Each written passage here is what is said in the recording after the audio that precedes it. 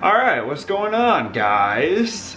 Back again. I just wanted to pop on here and talk about some records because I have a bit of free time. We've got a fucking home improvement project we've got to do today.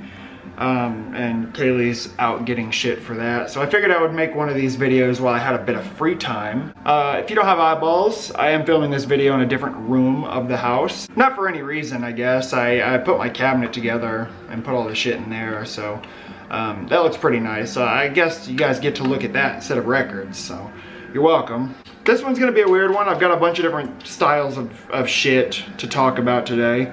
If the camera moves at any point, blame Orlock, not me. In the background, we have some really nice dark wave type shit going. This is Edo with, it's just a compilation. It's a 2020 compilation. Don't really know what's on this, but I think you can still get these through Reclusion Records. Really good shit, man. This is one of the guys from Ill Humans. And this guy right here is also in a at least one black metal project, probably more, but I don't want to speak out of, you know, I don't want to speak out of my ass. But this is really good shit, and as always, it will be linked in the description. And like I said, we're gonna be talking about a few different genres here.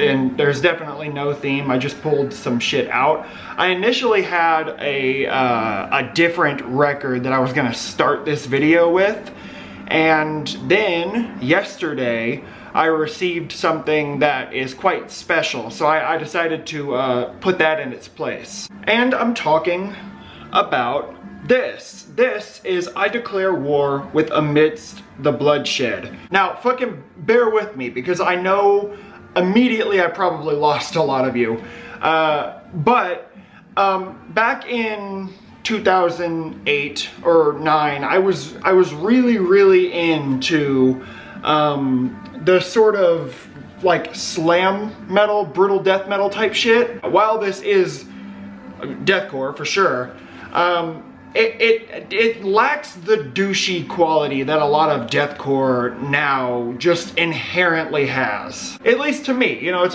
all subjective, of course, but to me, this just has a very violent, brutal death metal feel to it, and I have always fucking loved this album. So this album came out back in 2007. The song Whoop That Trick and Fuck Your Claim are two of the best, along with Frosted or Not, I Don't Care. This band went on to become dog shit, dude. Like, and it didn't even take that long. Like, they put out an album called Malevolence in 2010, which I really liked when it came out. Everything after that, I mean, it was a sharp nosedive. What makes this one special for me is that John Huber is on vocals. John Huber, if you don't know, went on to be in Pathology for a while. You know, it's the same style of vocals he used on Pathology, with some more sort of, more decipherable low growls. But those like completely indecipherable ones are all over the place on this, and it's fucking gnarly. So aside from the music itself, of course, what's cool about this is I never thought I'd fucking own one. When I first heard about this happening, I think it was already too late. I think they were gone. But I didn't know anything about Wax Vessel. You know, and I found out first, I think, because I missed the Rose Funeral drop. I went in like a few days later, like kind of thinking like, oh, maybe they still have copies. I didn't know that Wax Vessel is fucking notorious for things coming and going within, you know, a minute or two. So first of all, I fucking hate that. If you don't know anything about Wax Vessel, they're just really nice quality pressings of records that have never been put to vinyl before.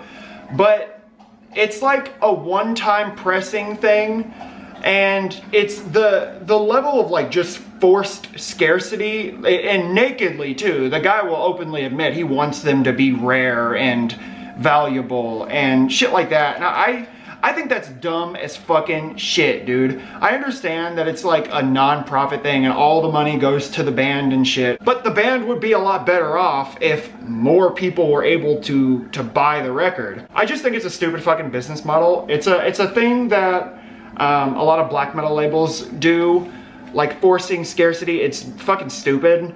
But, you know, credit to Wax Vessel. Like I said, the money goes to the band, and he is putting out nice quality pressings of, you know, records you wouldn't otherwise have. So at least through Wax Vessel, you can get a shot at it.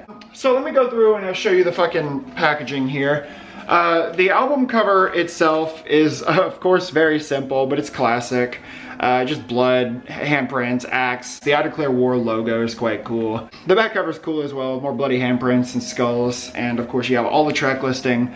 This is numbered.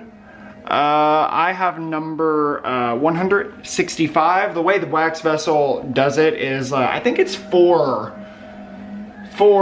versions that are like limited to 50 copies. And one version that's limited to 100, I think. This does come with an inner sheet that has all the lyrics and pictures of the band there. And the vinyl itself is quite cool. I don't remember the name of this variant, but this is one of the ones that is limited to 50 copies. Yeah, it looks quite cool. So I'm absolutely over the fucking moon to have my hands on a vinyl pressing of this. I never thought it would happen, for sure. Regardless of you know, the avenue through which I got it. Which, big thanks to my buddy Johnny, by the way.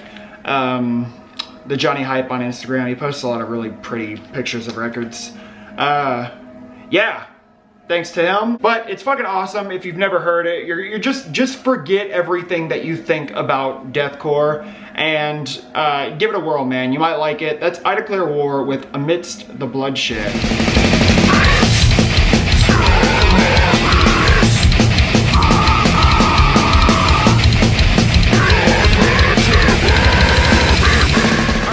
Talked for way too long about that shit, man.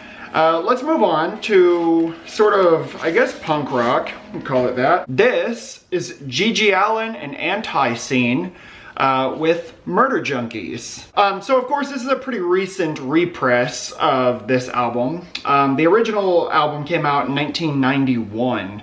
And I would imagine it's the basis for the band, the Murder Junkies, having got their name. But Anti-Scene was a pretty short-lived backing band for GG Allin. And this hadn't been pressed too many times. There is a newer repress of it that's not this.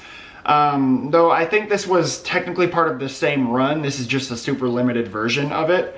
But there was also like a picture disc press from 2010 and a regular LP press from 03, I think. But this is like a silkscreen version. You know, I think it looks really fucking cool. This is limited. I have number 40 out of 66. And I got this through TKO Records. Yeah. And this also includes 3 songs that are like, are they all acoustic songs? I think so. Including Lying Up with Linda, I Want to Fuck the Shit Out of You, and Outlaw Scumfuck, which I absolutely adore. But that was 3 songs that GG Allin did with the Carolina Shit Kickers. Probably around the same time, but I honestly don't know offhand. So this is just like a fucking, like, it's not even like a full fold over cover.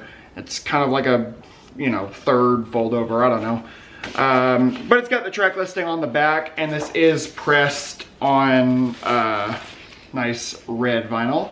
You might be able to still get one of these through TKO.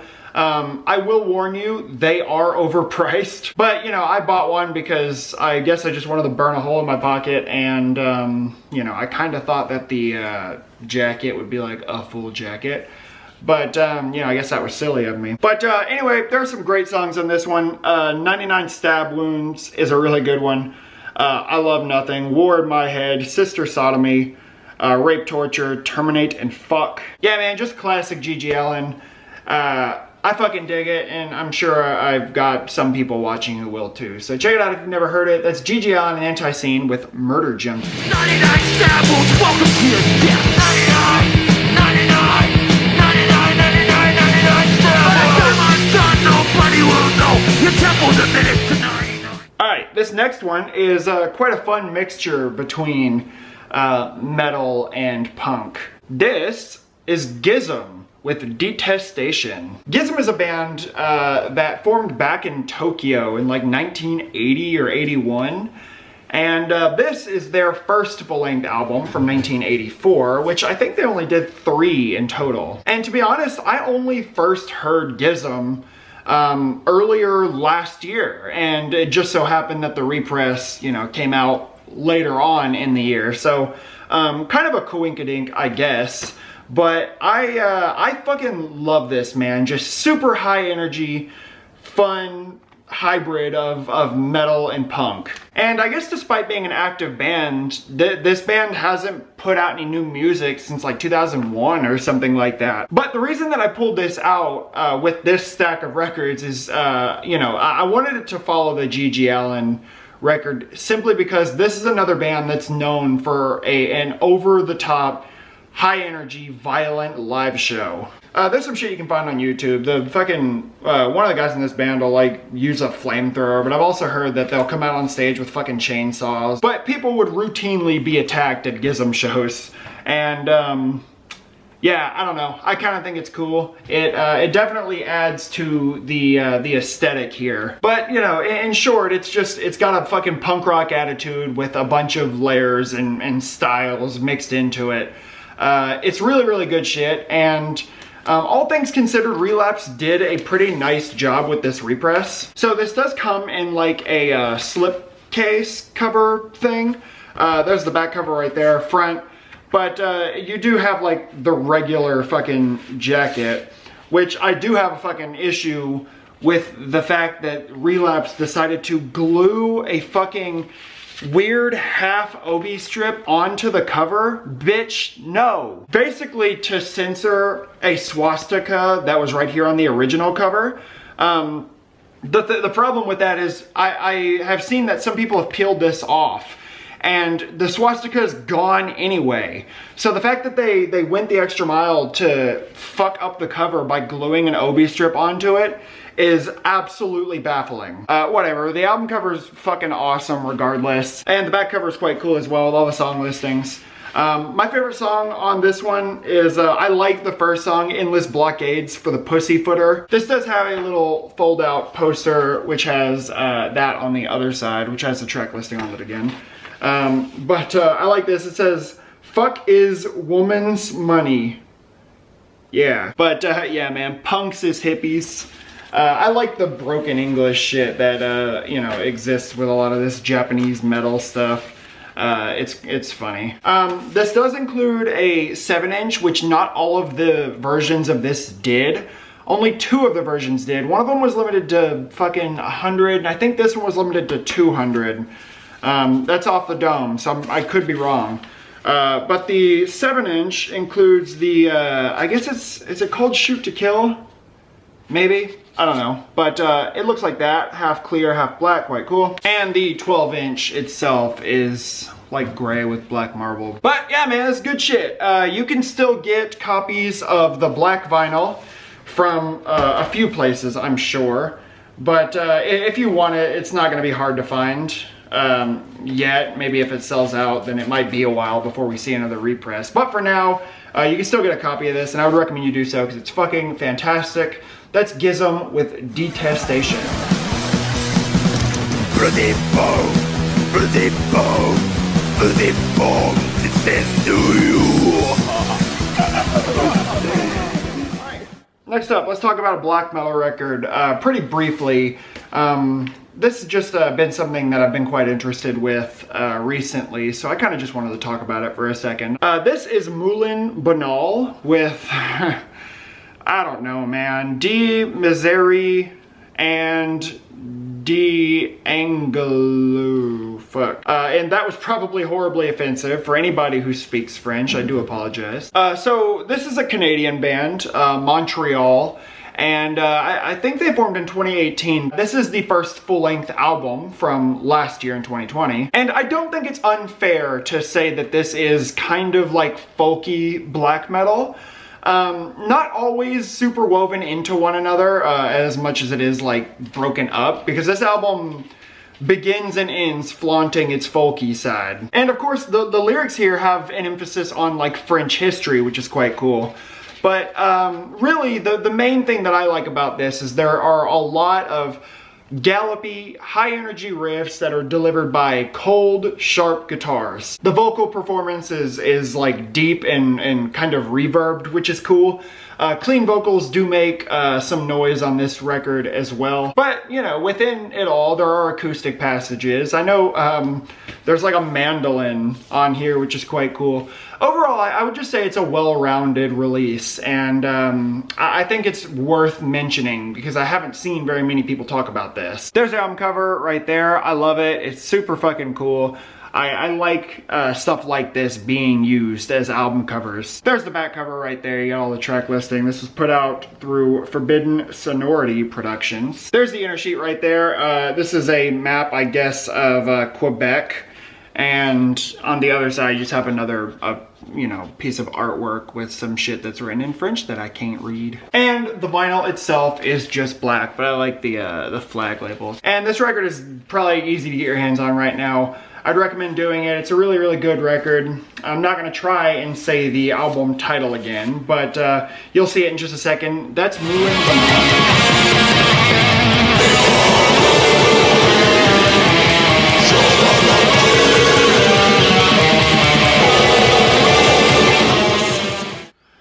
Alright, let's get through these last few relatively quickly. This is another band that formed in 1981. And this release is from '83, I think. And this is quite different from a lot of the shit I talk about on this channel. This is Vixen with Made in Hawaii. And it's true, this band formed in Oahu, I think. And they didn't put out much. There was only a few demos that came out before this, which, you know, was just an EP. And they never released a full-length album under the name Vixen. They did, I guess they renamed themselves Hawaii at some point. And I have no idea what any of that sounds like. Honestly, I bought this because I saw Nuclear War Now was kind of promoting it over time, you know, while the repress last year was I guess, in production. And at one point, I just fucking put it on, and I really like it, man. There's a lot of really, really nice riffs on this one, which are just, you know, super hard to not, you know, kind of bounce your head with. But this is a female-fronted heavy metal, if you've never heard Vixen. The vocals are nice. Like I said, there's a lot of really, really good riffs. There's some good solos on here as well. It's just a fun release. It's not very long. But my favorite song on here is Living in Sin, for sure. But I like the album cover quite a lot. Just a few different looking daggers. Back cover looks like that with all the track listing. And this does include the US Metal Volume 2, whatever that is, and the first demo from 1981. And I like the metal notes right here. It says, "From the middle of the sea, Vixen, a metal assault form the island of Oahu. Made for the headbangers of the world attack. Vixen Kona metal made in Hawaii." That sounds like whoever wrote that had a very limited understanding of English. I don't know if that was somebody from the band or what, but you know, whatever. This does include a couple things, because this is the die-hard version of this. The booklet, I think, was universal to the regular pressing as well as the die-hard. But there's a picture of the band right there. You got some more metal notes on the back. But on the inside of this, it looks like lyrics, pictures, and an interview. At least one interview. Exclusive to the die-hard version is this patch, which is quite cool. But honestly, the reason I got the die-hard is because I really, really like the light blue vinyl that matches perfectly with the album cover. So yeah, man, if you like badass old heavy metal, you might already know Vixen, but if not, check it out. That's Made in Hawaii.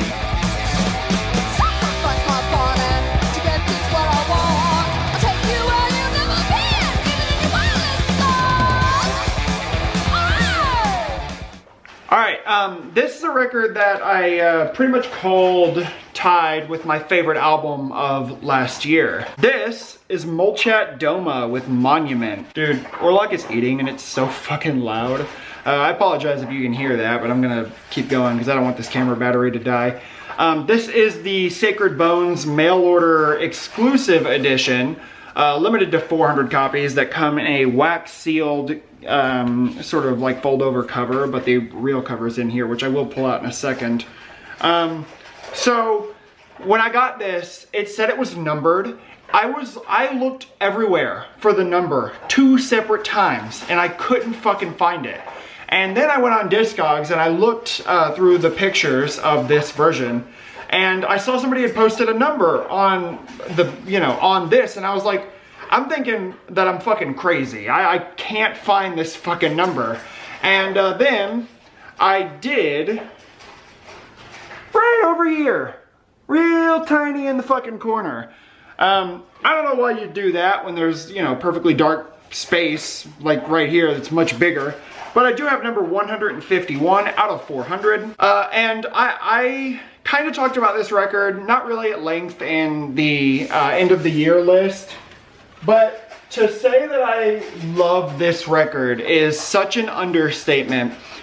This is a perfect 11 out of 10 album for me. There's not a moment on here that is not completely over the top fun, danceable, sort of post-punk. And stacked against the other 2 full-length albums, there are just some tiny intricacies that make this one stand out. I love how this band sort of weaves techno into their music.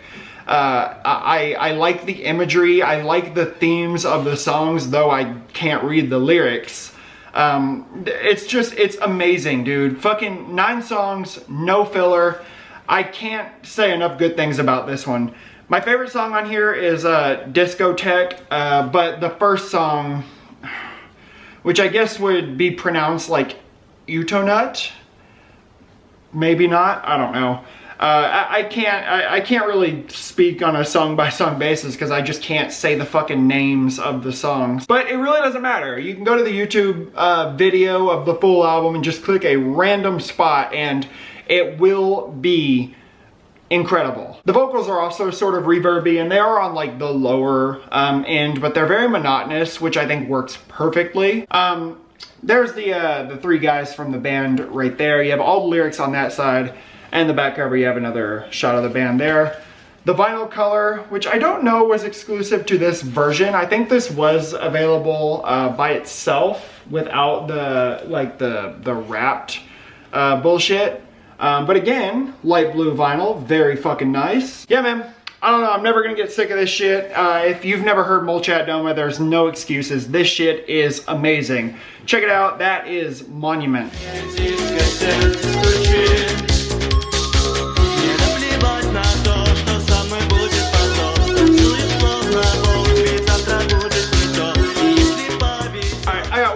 I'm gonna fucking blow through it. This is not really even to talk about the music as much as it is to just like highlight the fact that I'm finally on board. This is Pungent Stench with For God Your Soul, For Me Your Flesh. When I say I'm on board, it does not mean that I have never been hip to the fucking Pungent Stench train. I just never owned any of it. And I think that's because like I'll go through long periods of time without listening to any like old school death metal.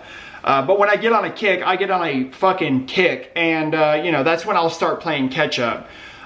So the Pungent Stench releases that I have ever wanted, I kind of already have now. But anyway, this is the debut album from 1990. This is a 2018 press, and if I'm not mistaken, that's the only, or the first repress of this one since like 93 or something like that. So maybe I have a bit more of a valid excuse than I thought a second ago, because I just went and looked it up, and there are not many represses of this thing after all. So 2018 repress, first repress since 1993, which I guess validates why it took me so long to get one of these, because I just didn't want to pay first press prices, I guess.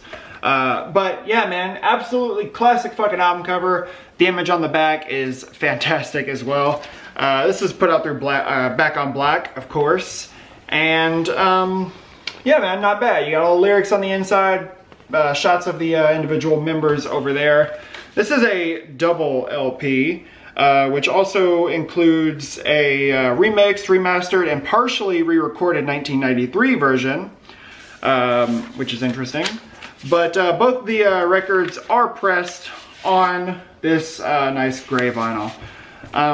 So yeah, I'm not gonna talk too much about this one because it is pretty straightforward, like early death metal. So, you know, I could say the same thing about a bunch of shit. But I do that anyway here, so I guess I have no excuse. But this is a good one. I do want to get around to talking about the Dirty Rhymes EP at some point, because that one is especially fun. But yeah, man, it's good shit. If you've never heard Pungent Stench, then I assume you've got a lot of catching up to do, like I do myself. So yeah, man, awesome. That's For God Your Soul, For Me Your Flesh.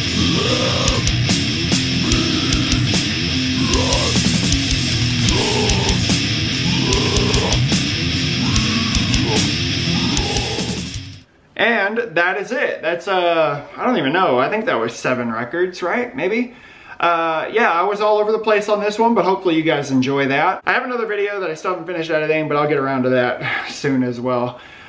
So thanks for sticking around, and we'll be back soon, guys. Later.